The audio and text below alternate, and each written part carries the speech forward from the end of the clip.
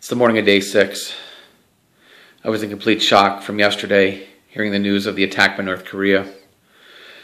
I was in so much shock that I ended up sleeping for over 15 hours. When I woke up, I saw Molly. She was in shock. She asked me, "Do you think anybody else knows?" I said, "Well, I don't know about our neighbors. They don't have any radios." That we had that extra radio that had the available frequency to be able to hear through the channels. They just had the walkie-talkies. I told her I didn't know, but we should let them know immediately because it was very important that they get into shelter. Who knows how many more attacks were going to come or where they were going to come. But before I could even begin to talk to any of the neighbors, I needed to get something to eat. I was physically drained and emotionally drained as well. I'm still dealing with the loss of the marauders who attacked us, who also broke into Mrs. Robinson's home and tried to kill her. But in the end, she died in the crossfires of our gun battle. I was still shaken up about that pretty bad. I really didn't have time to process it. Burying your neighbor is not something you think about, even in a situation like this. We were able to get some supplies from Mrs. Robinson that we were able to, like I say, to divide by 4 between the 4 of us. But I had to move on, and we had to think about protecting our home from future marauders as well. After breakfast, I got dressed, and Molly and I heard a lot of noise outside. But it wasn't the noise that we thought about.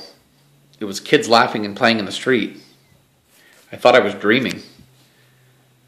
So Molly and I looked outside, and we saw Mariah and Gwen's kids playing outside in the road, playing ball, riding their bikes. I thought, what the hell is going on? We just got word that there was an attack on the western coast of our country, and the kids were outside playing. They obviously didn't know what was going on. In a minute, I thought about it. It was very surreal, very soothing. Just seeing kids playing outside made me think how life used to be. I didn't really want to bombard them with the news and disrupt their peaceful and tranquil existence that they had out there. So Molly and I watched them for a little while, and then we eventually went outside to join them and talk with our neighbors, just to chat about whatever and to join the fun. It's kind of like a break in the action, I guess you can say. I really don't know.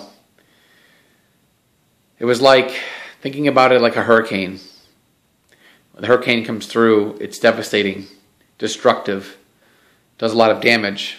But then there's the eye of the hurricane. And usually when an eye passes over anywhere, there's a sense of calm that comes over you. I've been through hurricanes before, so I know what it was like to sit through a hurricane and having the eye pass over. The skies open up, the sky's blue, the sun comes out. It's this moment of peacefulness. So that's exactly what it was. So we joined in the fun. We figured it was the best thing that we could do for both of us. I still kept the 12 gauge with me, and Molly had the Ruger 10/22 by her side. The kids knew what was going on. Their parents had told them pretty well of what was happening, so they understood for the most part. The little ones didn't understand, but their older children understood what was happening. Mitch saw us outside with the kids, and Gwen and Mariah, he joined us as well. He had a bit of a smile on his face, a bit of a smirk. Hadn't seen that smirk since we had gone out before drinking during football season. Get a few beers in him, and he was pretty good. It was nice to see that. But nobody else came out. None of our other neighbors were to come out, but we decided to stay in the road and have some fun, talk and play and chat. I told Mitch, and I pulled Gwen and Mariah aside as the kids were playing. I said, tomorrow we got to have a new game plan. There's some stuff that's happened that you need to know about, but I'll tell you all about it tomorrow. And they said that was fine. They said they wanted to contribute more. They felt that we had done so much already. And I said, well, it's the least we can do as neighbors to help each other. I said, well, since we're on the subject of preparing, how are we all doing on our preps? Mitch was still holding up okay. He was starting to run low on water. And the ladies were as well. They were fine on food, but their water supply was low. I told them we hadn't really fully gone through Mrs. Robinson's home. I told them that I would go through with Mitch later on this afternoon. We would go through the remaining of her belongings, and we'd see if there's anything else that we could grab or if she had any water stashed. They said that was cool. I also told them about our other neighbor who had left to go to the Adirondacks. I had a key to his house. I didn't know what he had left behind. So I figured I would go over there and check that stuff out as well. See if he left any supplies, tools, anything that we might need, and even any food as well. He really couldn't have packed much anyway. Those old trucks didn't have extra seating and storage in the back, just your standard open bed. But he had his truck stuffed to the gills. So they said, okay, no problem. Other than that, we talked like it was a normal day. And really that's what the day was all about. Molly and I knew in the back of our heads that the real threat was already happening quickly. This was going to be over pretty soon.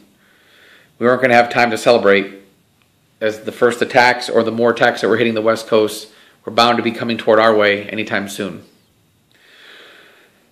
In mid-afternoon, we broke.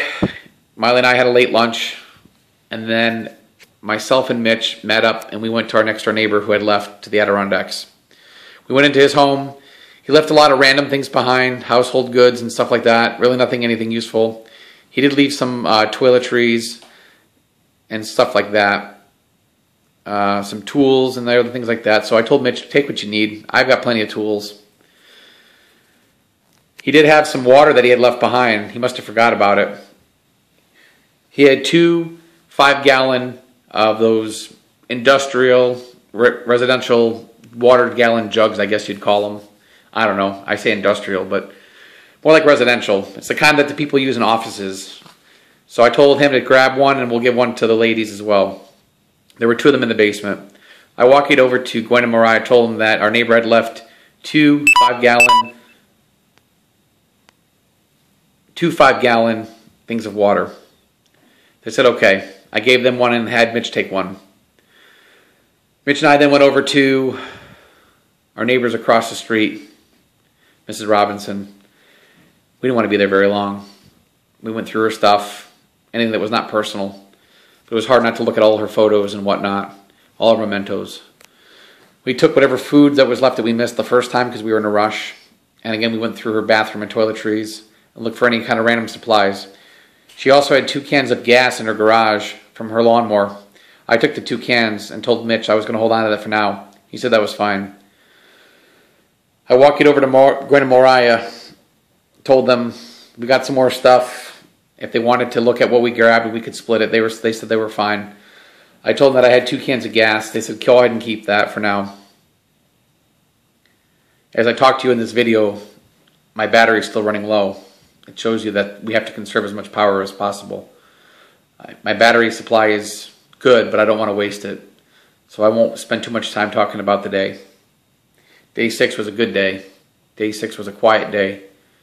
Day 6 reminded us of what life used to be like. But tomorrow was going to be a new day. Day 7 was going to be hell. That's all I could say. I walked it over to everyone, told them to have a good night. I told them I would take guard tonight, and then Mitch would take over in the morning.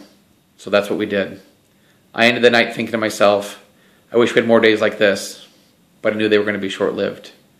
Tomorrow was going to be another day of hell, and I didn't know how to approach the subject to our neighbors about what Miley and I had heard about the attack on the West Coast. But for now, we could savor this moment for the rest of our lives.